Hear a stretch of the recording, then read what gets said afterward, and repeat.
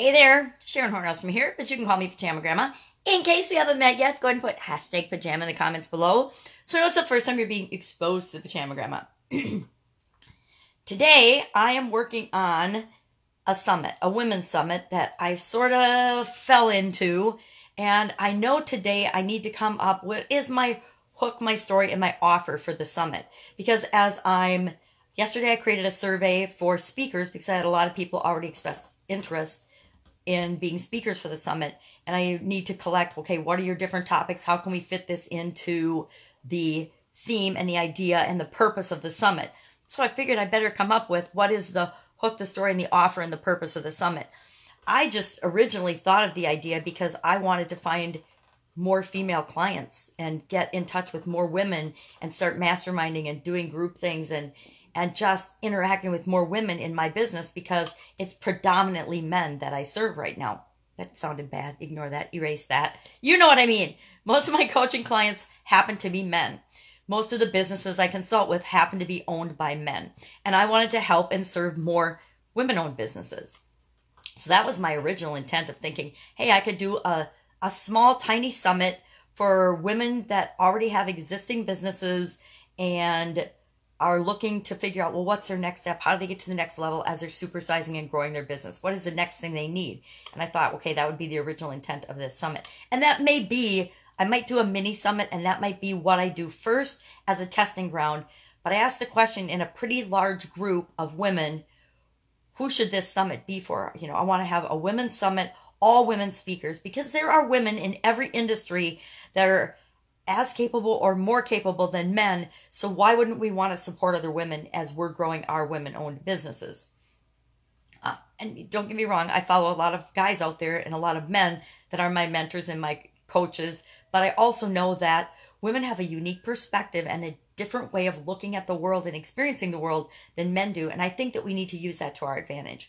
So I asked the question, should it be for new people or existing businesses or both? And the answer was overwhelmingly both. So how do you do that? How do you do that and serve both groups? Because both groups are different. Now keep in mind, besides both groups being different, every single woman, every single business owner's exact needs and desires are different. There's similarities, but they're different.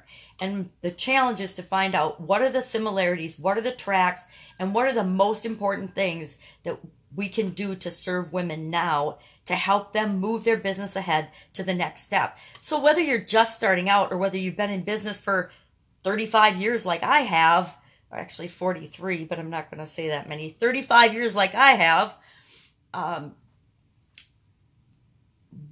what is your next step? And being able to ascertain and determine your next step is something all of us need to do, whether we own a business or not, in a lot of cases. So I think that there's a way to really serve everybody in an amazing way and make it a cool event for everybody, but an all-woman event.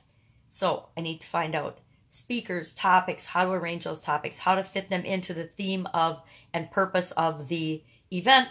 Yet first, I need to figure out, okay, what is the overall theme and purpose of the event? So I'm going to do a little more research today and look and see, okay, what is, and I like strategy. Strategy is my thing, so I like strategy. So I'm leaning towards strategy, which is why I have to go out and do some more research. Because if people say, hey, life balance, work-life balance is a huger issue for us, running our businesses as women-owned business owners, if that's their number one challenge and issue, then maybe that's the topic of the summit and the main driving force of the summit versus strategy and how do you get to the next level. So I need to do some more research, just like everything else, and find out what is in the best interest of the people that would be served by the summit.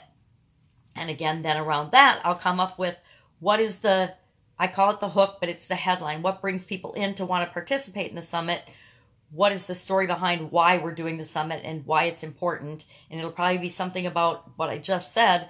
I wanted to find a way to interact with more women, and it blew up into this big thing, which is cool. I love it. And be able to serve more people.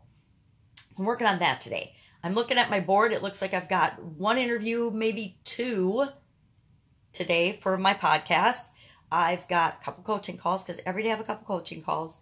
And I just created a lead magnet for a product and a challenge that I'm doing right now, and I need to get that out today. I started it yesterday, but I didn't finish it and I didn't launch it. So I need to finish that lead magnet and launch that so I can start bringing some people into that group. It's an amazing group, an amazing product for people, but it doesn't mean anything if nobody knows about it. So it's my job to get the word out and let people know that it exists and that it might be able to help them to grow their business or supersize their business or to understand the strategy and successful strategies that other people have used. Working on that today.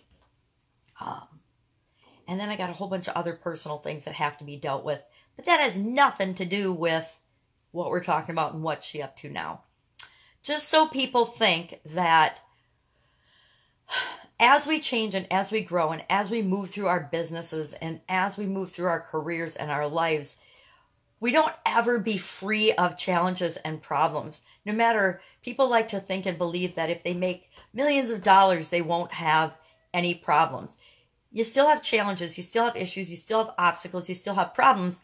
The size of the problems, it's just different. The problems are just different. It's not like we never have things that challenge us or that we have to make decisions about. Think of how boring life would be if we didn't have any choice. We didn't have any options in our life. If we were just had to go through the motions every single day and we didn't have any variety. Human beings need variety. We thrive on variety. And that means we have to be able to make choices among that variety of options to determine what's in our best interest and what we want to do. So that's it. Go out, make it a fantastic day. Comment below if you're doing anything fun and exciting that I could possibly help you out with. If you are a woman and you are an expert in any area that would like to be part of this summit, comment below or go ahead and message me directly, because I just created an application or a survey yesterday for people so I can start putting together, okay, who wants to participate? What have we got? What's missing? Because I've got a list of about 70 women that I'm going to contact that I love and adore, and I want to invite them to participate, and then we'll just shake it all out and we'll see what we've got.